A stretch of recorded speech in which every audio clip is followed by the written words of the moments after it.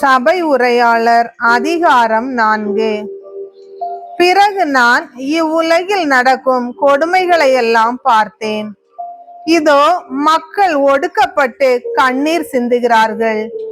அவர்களை தேற்றுவார் எவரும் இல்லை. அவர்களை ஒடுக்குவோர் கை ஓங்கி இருந்ததால் அவர்களை தேற்றுவார் எவரும் இல்லை. ஆகையால் இன்று உயிரோடு வாழ்கிறவர்களின் நிலையை விட ஏற்கனவே மாண்டு மறைந்து போனவர்களின் நிலைமையே மேலானது என்றேன்.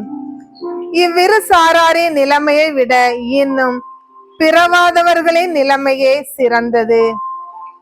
ஏனெனில் அவர்கள் இவ்வுலகில் நடக்கும் கொடும் செயல்களை பார்க்கும் நிலையில் இல்லை. மனிதர் ஏன் இவ்வளவு பாடுபட்டு உழைக்கின்றனர் என்பதையும் கண்டறிந்தேன். இதற்கு காரணம் மனிதரிடையே காணப்படும் போட்டி மனப்பான்மை ஆகும். இது வீண் செயல். காற்றை பிடிக்க முயல்வதற்கு ஒப்பாகும். தம் கைகளை கட்டி கொண்டு பட்டினி கிடந்து மடிகிறவர் மடையர் என்று சொல்லப்படுகிறது. காற்றை பிடிக்க முயல்வது போன்ற பயனற்ற உழைப்பு இரு கை நிறைய இருப்பதை விட மன அமைதி ஒரு கையளவு இருப்பதே மேல். உலக வாழ்க்கையில் வேறொரு காரியமும் வீணென்று கண்டேன். ஒருவர் தனி மனிதராக வாழ்கிறார். அவருக்கு பிள்ளையும் இல்லை, உடன் பிறந்தாரும் இல்லை என்றாலும் அவர் ஓயாது உழைக்கிறார். ஆனால் தமக்கிருக்கும் செல்வத்தால் ஒருபோதும் மனநிறைவடைவதில்லை.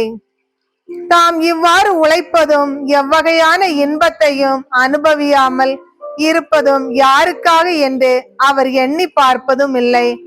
இது வீணானதும் வருந்தத்தக்கதுமான வாழ்க்கை அன்றோ? தனி மனிதனாய் இருப்பதை விட இருவராய் இருப்பது மேல். ஏனெனில் அவர்கள் சேர்ந்து உழைப்பதால் அவர்களுக்கு மிகுந்த பயன் கிடைக்கும். ஒருவர் விழுந்தால் அடுத்தவர் அவரை தூக்கி விடுவார். தனி மனிதராய் இருப்பவர் விழுந்தால் அவரது நிலைமை வருந்தத்தக்கதாகும். ஏனெனில் அவரை தூக்கிவிட எவரும் இல்லை. குளிரை முன்னிட்டு இருவர் ஒன்றாய் படுத்து சூடு உண்டாக்கி கொள்ளலாம். தனி மனிதனுக்கு எப்படி சூடு உண்டாகும்? தனி மனிதரை வீழ்த்தக்கூடிய எதிரியை இருவரால் எதிர்த்து நிற்க முடியும். முப்புரி கயிறு அறுவது கடினம். வயது சென்ற அறிவுரை கேளாத முட்டாள் அரசரை விட விவேகமுள்ள ஏழை இளைஞனே மேலானவன். சிறையில் கைதியாய் இருந்தவர் அரியணை ஏறியதும் உண்டு. அரசுரிமையுடன் பிறந்தவர் வறியவர் ஆவதும் உண்டு. ஆனால் இந்த உலகில் வாழும் மக்கள் அனைவரும் அந்த அரச பதவியை ஏற்ற இளைஞனின் சார்பில் இருந்ததை பார்த்தேன். அவன் ஆண்ட மக்களின் எண்ணிக்கைக்கு வரையறையே இல்லை. அவன் காலத்திற்கு பின் வந்த மக்களோ அவனில் மனநிறைவடையவில்லை. இதுவும் வீணே, காற்றை பிடிக்க முயல்வதற்கு ஒப்பாகும்.